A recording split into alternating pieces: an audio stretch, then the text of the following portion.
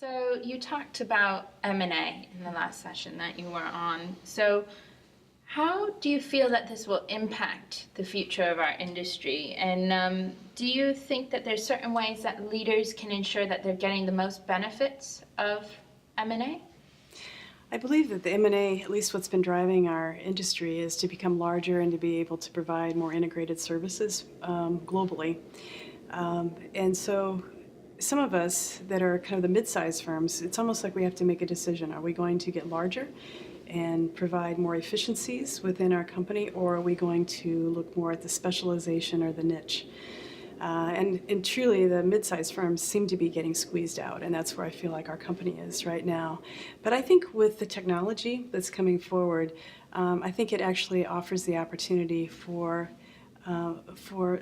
maybe moving away from some of the huge consolidation and into more partnering between firms to be able to really provide the service that we need to our clients and to take advantage of the opportunities that we have with technology in different areas. So M&A, it's a threat, but it's an opportunity.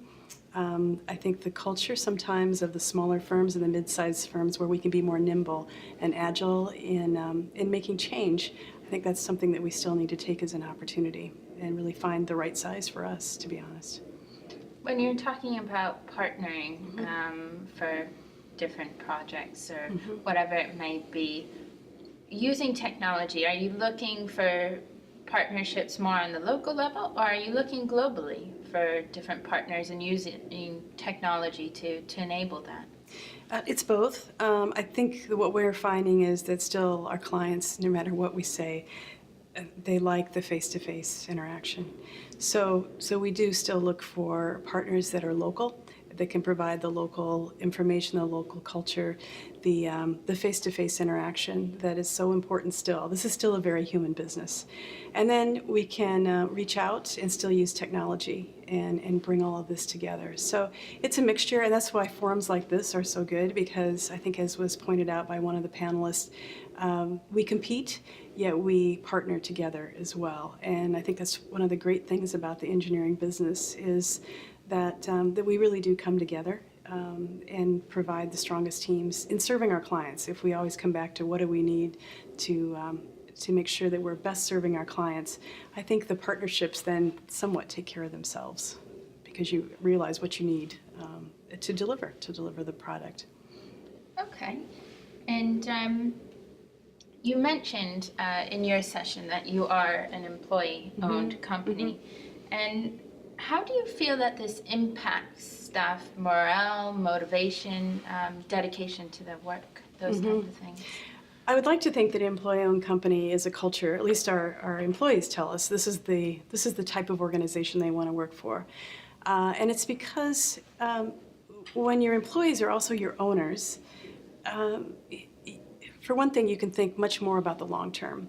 So you can make decisions around staffing and around different initiatives much more for the long term as compared to being held by a private company, or public company, excuse me, where there's outside investors. Outside investors are always driving for quarterly earnings.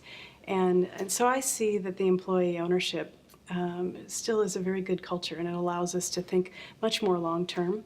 And it allows us to provide the benefits that we want to provide to our employees, because that is our asset. You know, that is that's what's going to drive our business forward. So we can think much more about our employees being an employee-owned company. Aside from M&A, are there any other market challenges or drivers that you see coming up?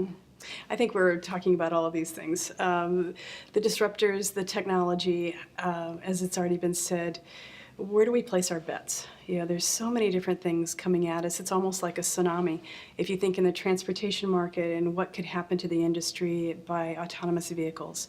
In the power industry, there's the smart grid. You know, you can just go through every different market that we work in and the impact that technology can have on that. So how do we somehow leverage all of those together?